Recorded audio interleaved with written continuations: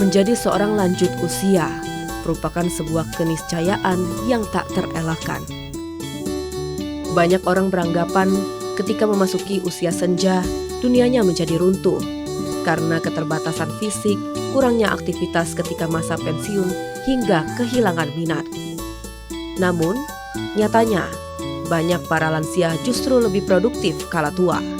Hal ini tidak terlepas dari peran lembaga yang menaungi para lansia untuk menyalurkan minatnya, yakni Lembaga Lanjut Usia Indonesia atau LLI.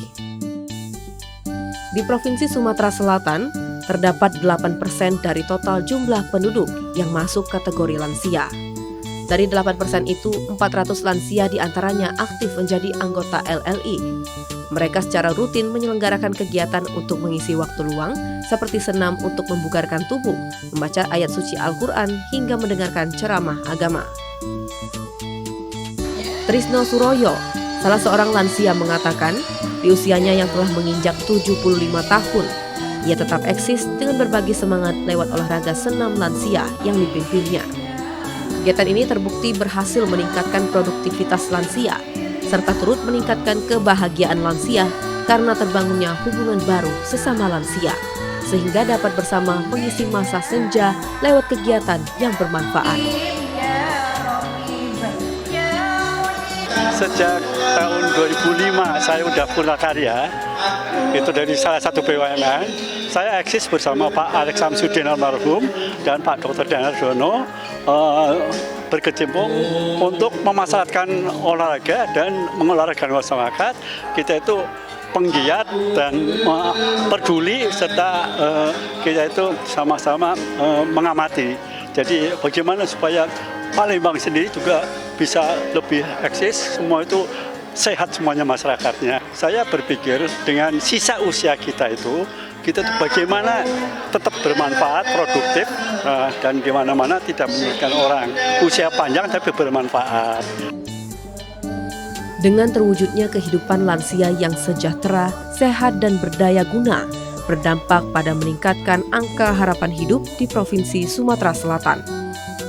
Kepala Dinas Sosial Provinsi Sumatera Selatan Mirwansyah pada peringatan ke-27 Hari Lanjut Usia Nasional menjelaskan, usia harapan hidup di Provinsi Sumatera Selatan mengalami peningkatan, yakni 72,25 tahun. Hal ini tak terlepas dari peran pemerintah dalam mendukung dengan memberikan fasilitas pada lansia agar lebih produktif.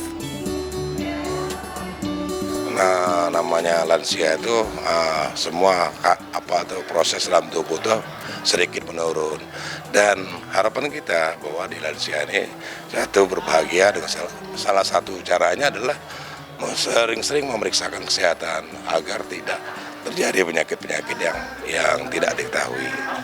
Sebetulnya kita memberikan fasilitas kepada lansia yang sifatnya adalah apa yang bisa kita berikan, dan itu bukan dari kita tapi dari mereka, apa yang mereka bisa lakukan agar mereka tetap bisa berproduktivitas.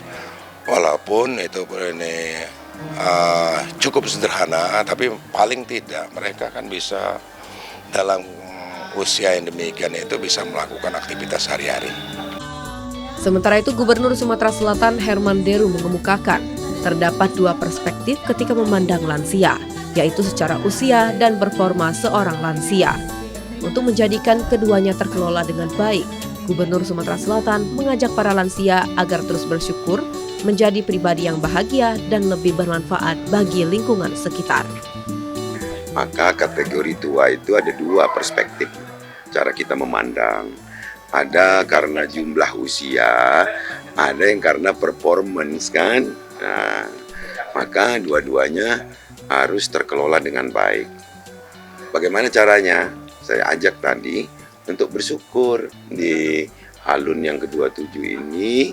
Ayo kita menjadi insan-insan yang bersyukur agar kita mendapatkan usia yang berkah, usia yang penuh manfaat.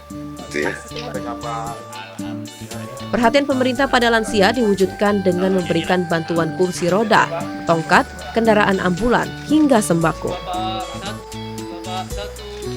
Perhatian dan dukungan bagi lansia agar tetap produktif dan mandiri lama-kelamaan akan menggerus stigma lansia sebagai beban bagi keluarga dan masyarakat.